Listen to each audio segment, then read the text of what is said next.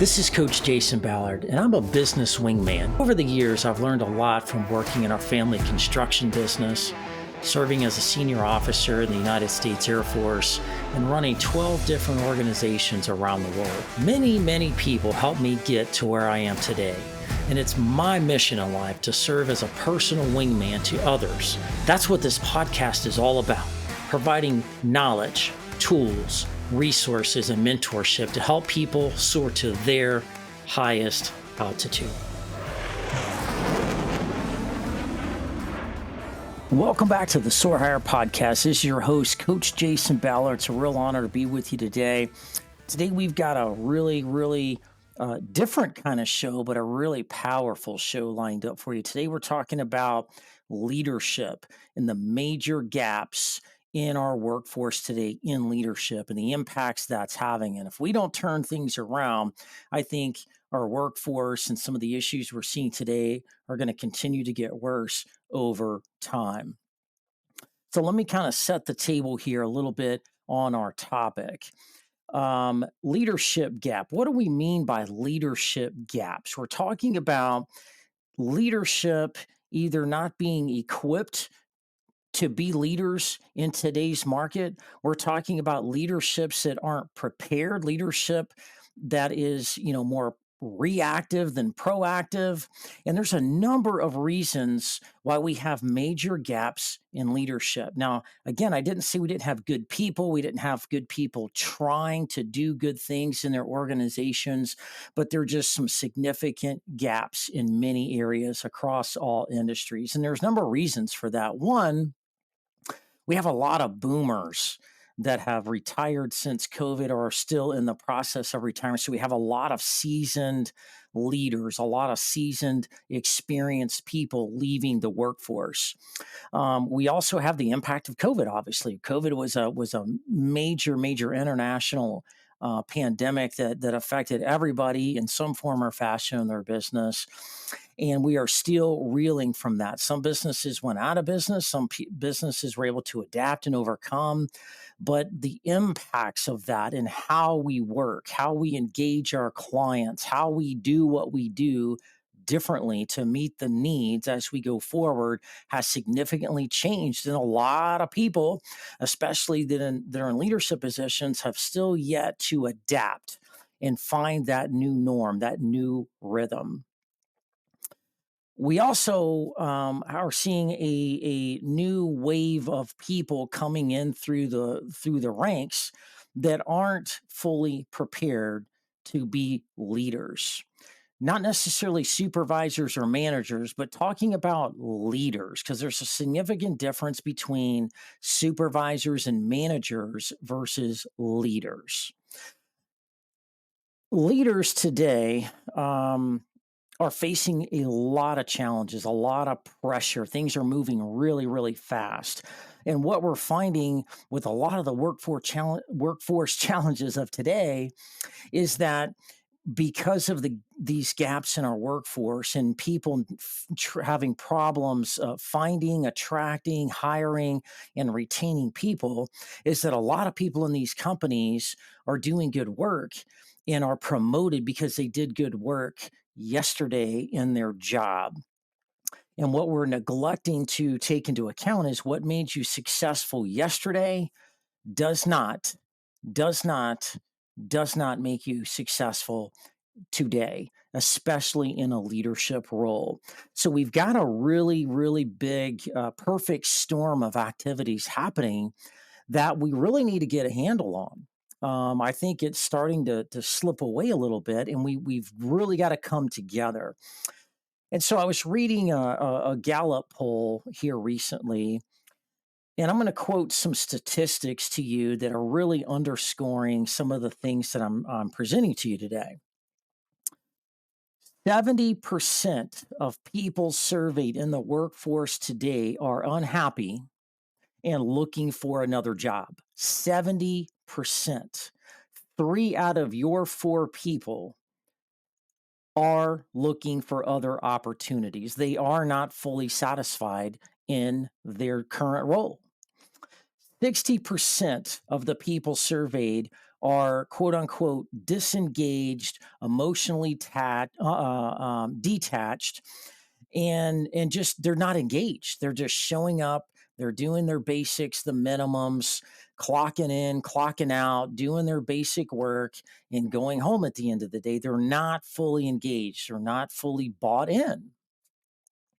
Over 50% of the people surveyed, five out of every 10 are overstressed, overwhelmed more than what people normally are. We all face stress. We all have challenges and difficulties and good days and bad days, but we're talking 50% of the people are more than normal stressed, pressure mounting on them, which means they're struggling to solve problems. They're struggling to figure out how to deal with these things, struggling to work with their coworkers, struggling to keep up, struggling to meet expectations, struggling in some form or fashion.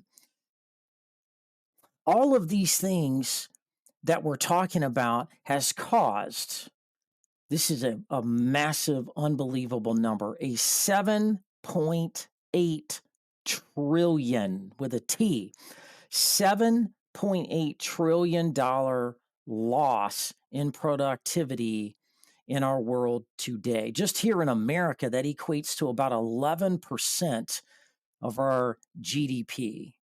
That is a massive, massive number. And so if you didn't really fully understand the scope of these major gaps in our workforce, especially at the leadership levels, boy, I hope this is a wake-up call. I hope what we're doing today sends a message to you to where you start asking the questions, how are we doing? Are our leadership and our organization showing up the way they need to show up? Are we doing everything we need to be doing from a leadership perspective? Are we as proactive as we need to be? Are we thinking strategically as we need to be? Are we growing our people and setting ourselves up for success with a succession of people that we're grooming up the ranks to replace people or to deal with things as people come and go? A lot of people are struggling with that today, which is why we're having this conversation. And so, what that ultimately results in is people aren't staying very long in their roles for a number of reasons. Here are the top four reasons why people are not engaged, are not taking the bull by the horns, not ingrained into the fabric of the work of the company that they work for. They're not super excited to come to work every day, and why people ultimately leave. People do not want just a job anymore. People want to be part of something bigger. They want to feel valued, right? And so here are the top four reasons why people are leaving, why we have so many issues in the workforce with talent and attraction and retention. Number one, people leave because of a bad boss or leader.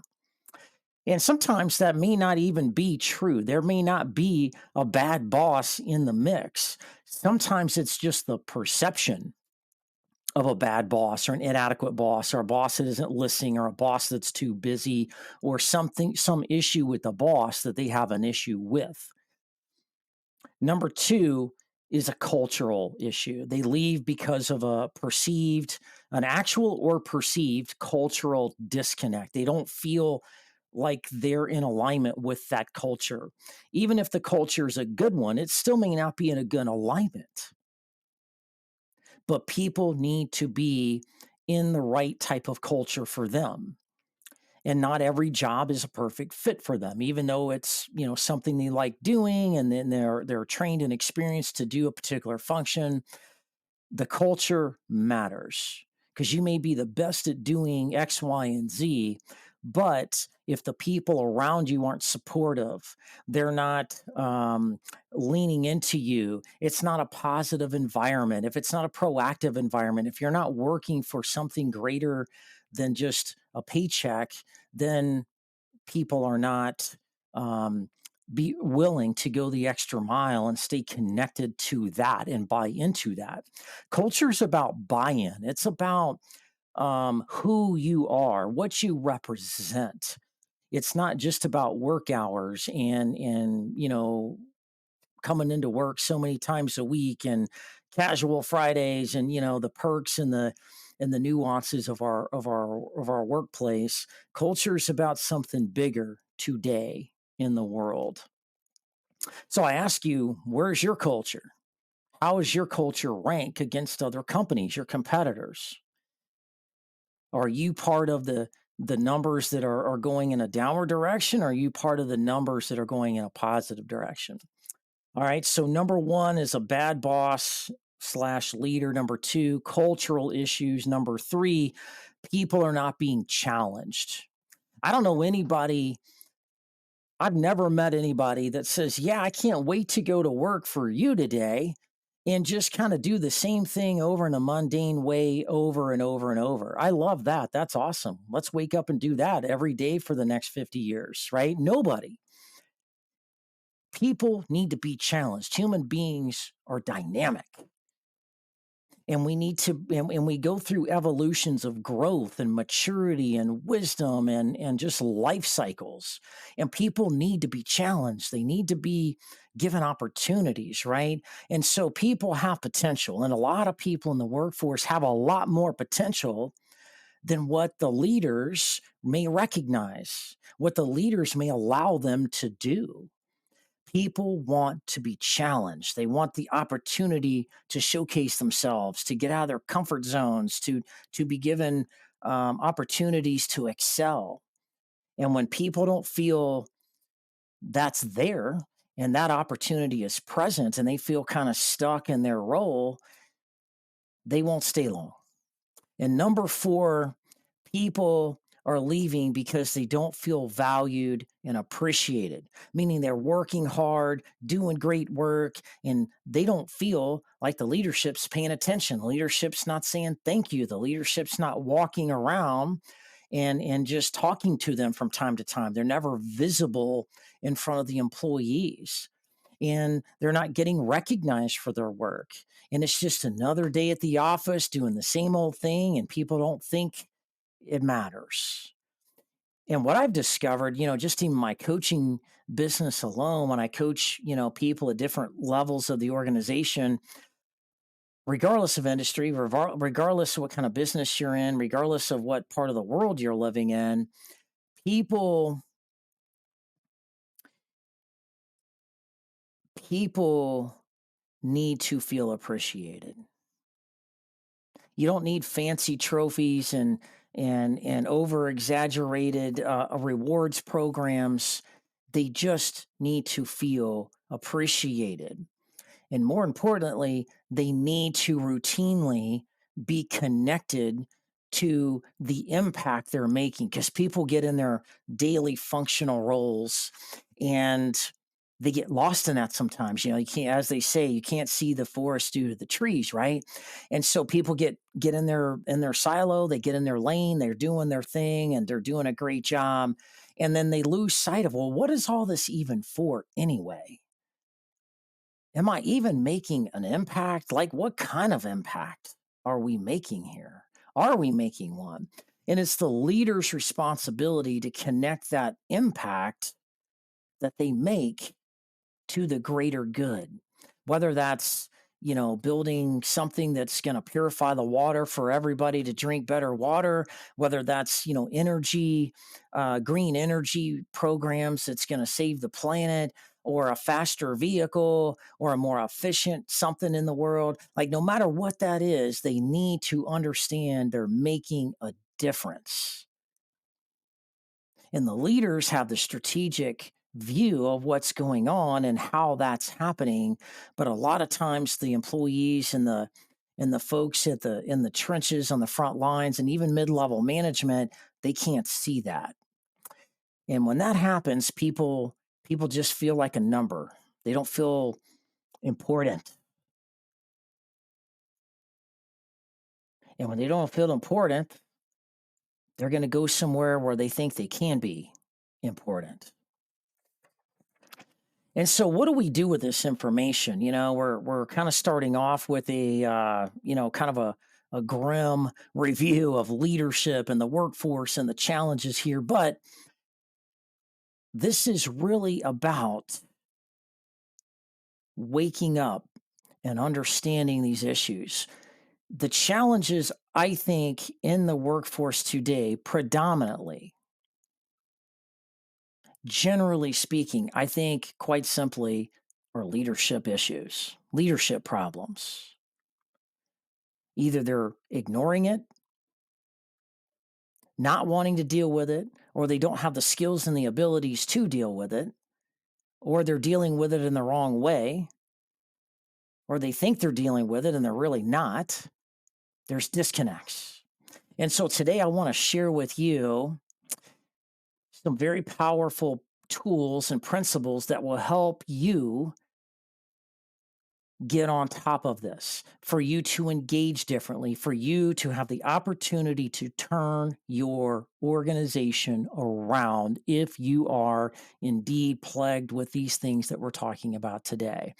So, today I'm talking about something called the trusted leadership.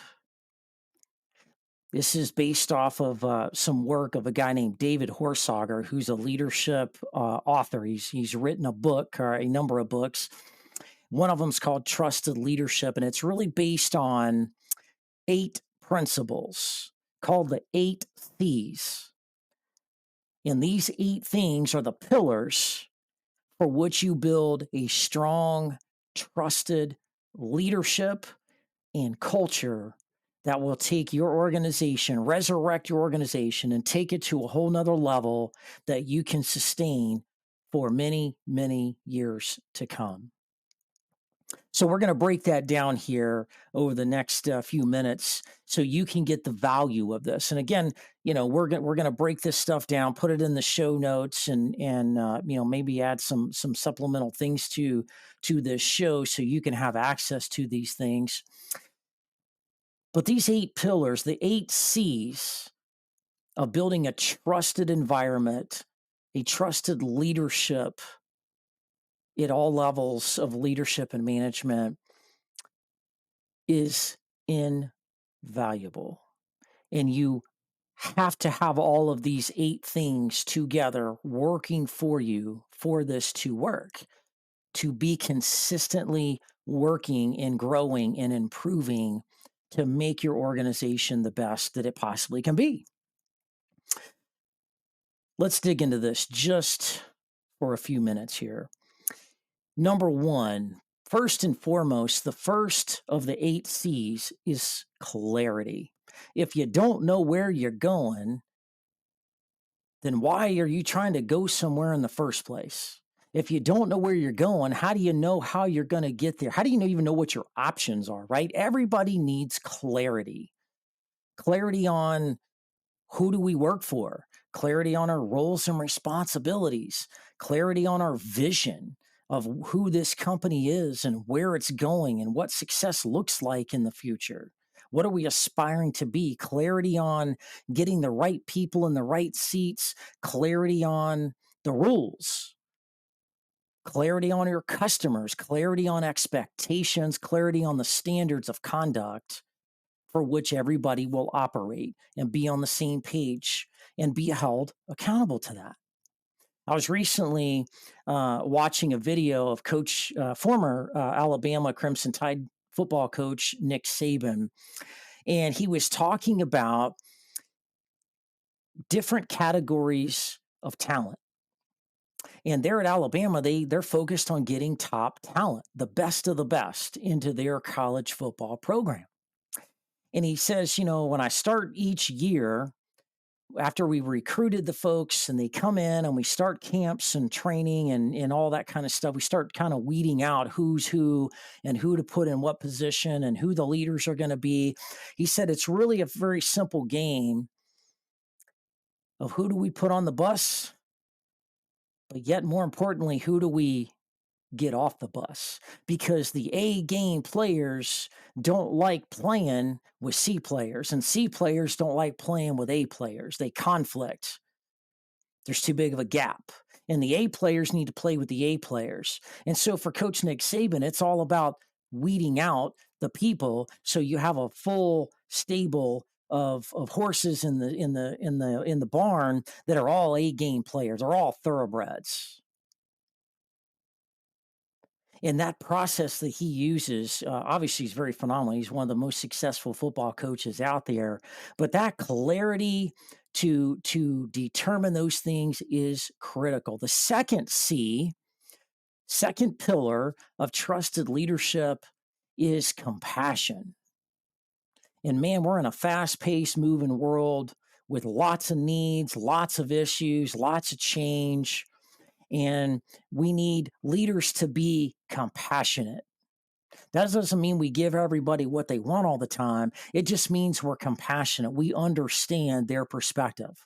We understand what it's like to be in their shoes in that part of the company. No matter what your job is in finance, HR, IT, or sales, like leaders need to be connected so they understand what's going on so they can have compassion towards the problems they face, help them with the problems they face, and be compassionate about their needs personally and professionally.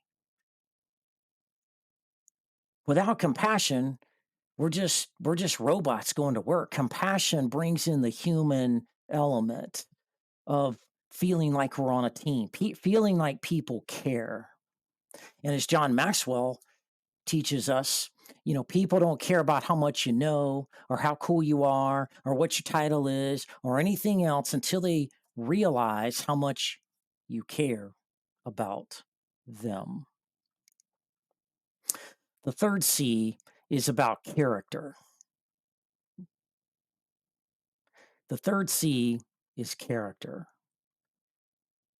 You have to have a strong character to be a respected leader, an impactful leader. You have to have character, meaning values, principles, doing the right thing when nobody's looking, having integrity, building trust, making hard decisions when the easy decisions are right there in front of you, but you bypass them to go do the hard thing. Think about President Abraham Lincoln when he was the president during the Civil War. There were a lot of decisions and choices he could have made, but he made a lot of the hard ones. Not saying he was perfect, but he made a lot of really hard decisions that were really in the long term best interest of the company, even when they weren't popular. He made hard decisions. And in also with character is leaders admitting if they make a mistake, admitting they don't know something, admitting they need other people around them, and trust and depend on their peers and their subordinates and coworkers to all come together as a team and everybody know their strengths and weaknesses. Number 4 is competency. Leaders have to be competent. Yes, you need to be competent in your respective field. If you're in finance, you need to be competent in accounting and financial principles and the tools and the systems and how to run those functions. That's certainly important, but you more importantly need to be competent in leadership because leadership's a whole separate career field outside of any other departmental function in there.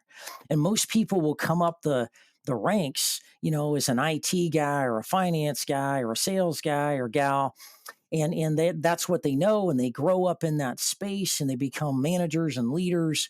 But when you get into leadership, when you get into VP, director, VP, and C-suite levels, you have to invest and be competent in your leadership capabilities and invest in being the best leader you can be, just like you invested in college and training and all of those things to be competent in your functional area of expertise. Because if you're not competent as a leader, or people don't perceive you as competent in your leadership, being able to make decisions, being able to ask hard questions, being able to delegate, being able to see things in people they don't see in themselves and bring out the best in them. Just a few things like that. For example, they will not respect you as a competent leader. And if they don't respect you as a leader, they won't follow you. And if you don't have followers, they'll leave. Competency creates those followers. Number 5 is commitment. As leaders, you set the example for everybody else. You have to be committed more than everybody else. You have to work longer hours. You have to go over and above more than everybody else. You have to be ahead of the game, more strategic, more proactive. You've got to be committed to doing the right things. More importantly, you need to be committed to the people, because leadership is about people. It's about bringing out the best in people. It's about doing things on a level that makes people excited. When they get up every morning and they put a smile on their face and they're getting dressed and eating their breakfast and dropping their kids off to school, they are rushing to work. They are excited to get back to work. They are excited to be on their team. They're excited because everybody's committed. Kind of back to that story about Nick Saban. A players will give you A effort, and you need to make sure everybody's committed to that same standard. You get people not committed to that same standard. You got the IT department running at the same, get a different standard as the finance department. It's running at a different standard than the marketing department. You got problems. And those are really hard leadership problems to solve. Commitment. Number 6, connection. Boy, this is a really powerful one here, folks. Connection. Are you connected to the people? Do you know them? Do they know you? Do they trust you? When you walk around in the place of business, are they running the other way to get away from you? Are they running to you because they're excited to see you and talk about some cool stuff they're doing? How connected are you to your people? When you do 360 surveys, once or twice a year in your organization, what are people saying about you and the leadership team? Are they saying everybody's connected in one team? Or are they saying there's disconnects between the top of the leadership chain and the bottom?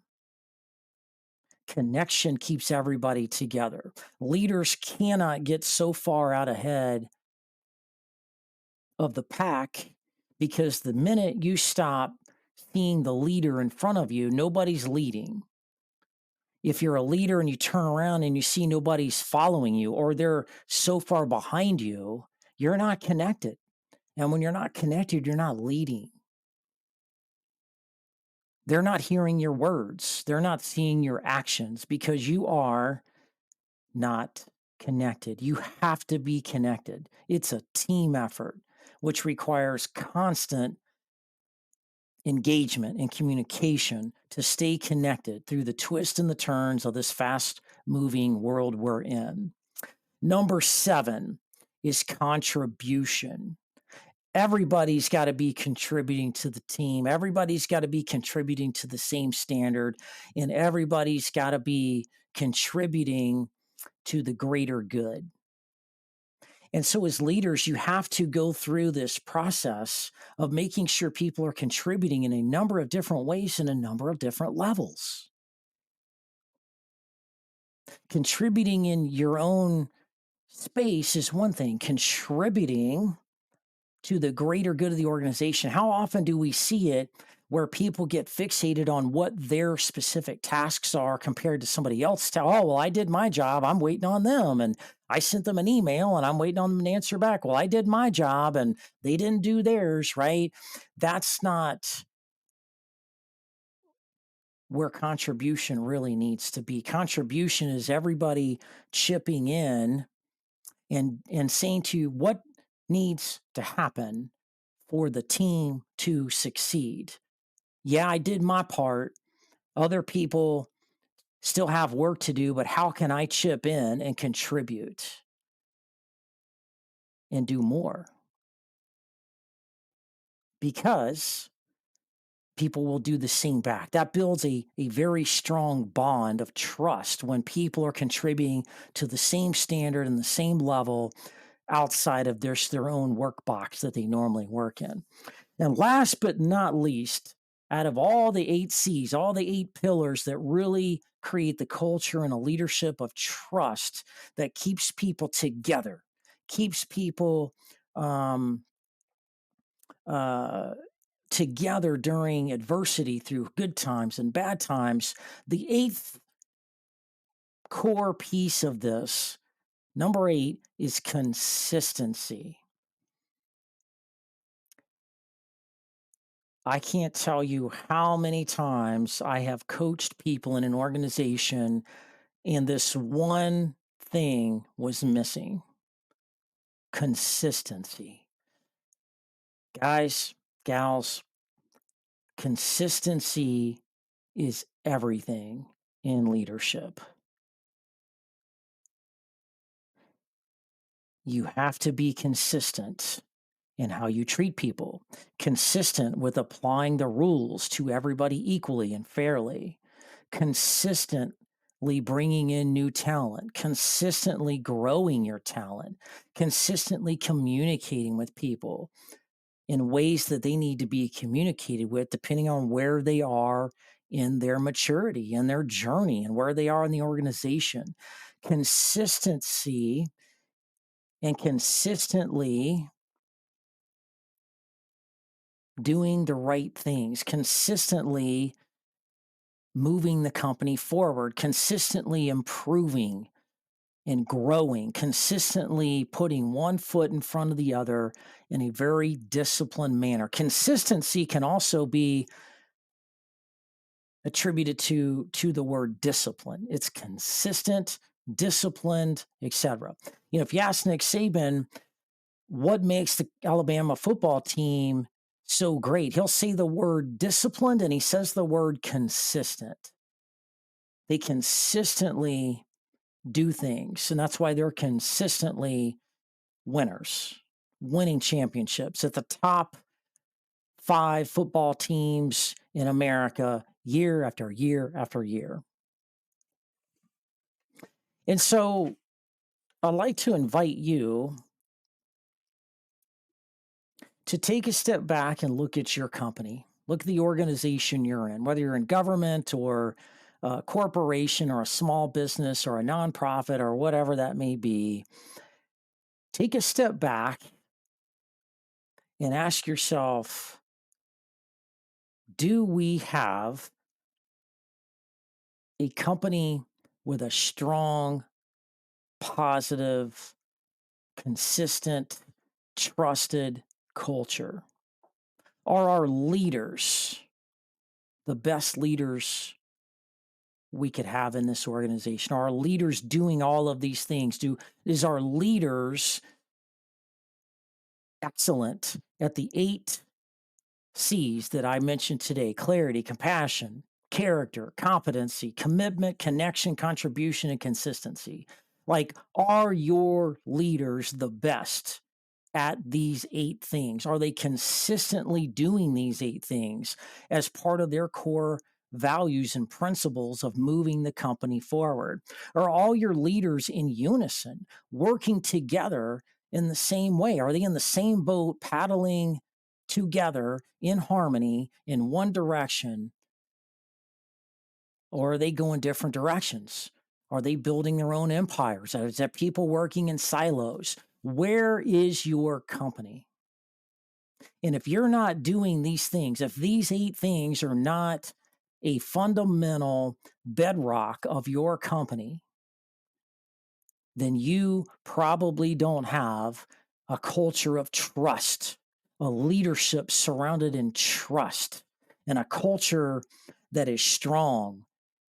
And when you do these things, it's like a fiber, like a bunch of fibers woven together to create like a rug or a cloth that really binds those things together. Like you think about a rope.